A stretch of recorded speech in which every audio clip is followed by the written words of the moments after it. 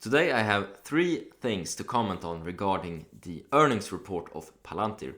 Yesterday, after market hours, they released their earnings report and we saw some surprises. We will take a look at the highlights and we will take a look at outlook, and then I will comment on something interesting that I found in the income statement regarding margins and the future.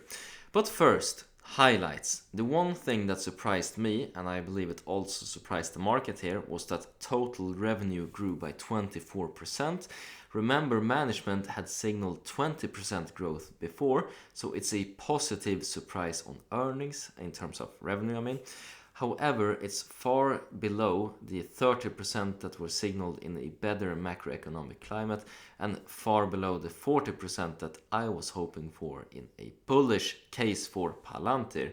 We can also see segmentation here between US, Europe, as well as commercial and revenue. For those who are interested, I will leave a link to this report in the description.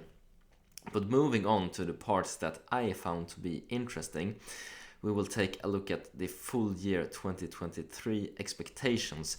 So this is regarding outlook. They talk about revenue here between 2.1 and 2.2 billion.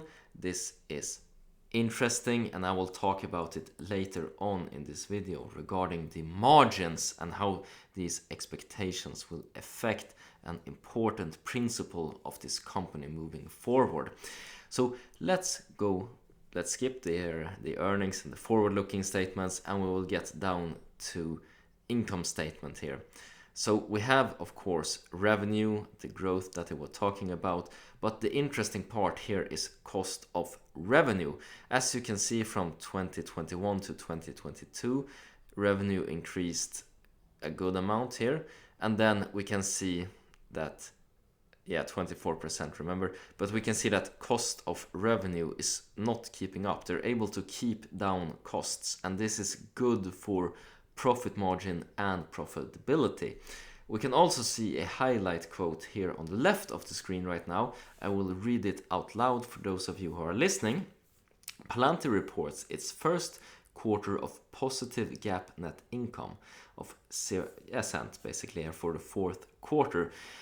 And this is really interesting, and the market is reacting very positively to this. Remember earlier they talked about being cash flow positive. This was only due to them using stock-based compensation, and of course the cash flow was positive. However, adding back that into the whole accounting here, we saw that they were not earnings positive. So this is actually the first year in terms of the generally accepted accounting principles that they are earnings positive. A very positive surprise and something that the market was not expecting. We can also take a look at the stock-based compensation here further down in this report. We can see that it went down from 2021 to 2022 in the bottom row here of this earnings report. So we can see from 778 million down to 564 million in stock-based compensation for the full year of 2022. But we can also see a breakdown in the cost here of the revenue. So you see the sales and marketing, research and development, and it's very nice to see general and administrative going down. So we see the cost of revenue being broken down, and we see that revenue is increasing a lot faster than the cost of that revenue. And this is really nice to see. Remember that principle that I talked about earlier. In English, I don't really know the word, but it's something to do with you assume that a company will be able to operate forever going forward. It's something like the going principle. And it makes it a lot easier to model regarding earnings and revenue for this company going forward. You can use a lower discount rate on future outlook. And this is something that's also sending stock price higher from the earnings. A lot less risky as an investment if you look at it from a hedge fund perspective, basically. So those were the 3 things that I wanted to comment on in this report. If you take a look at this for yourself, you can scroll down and take a look at the balance sheet as well.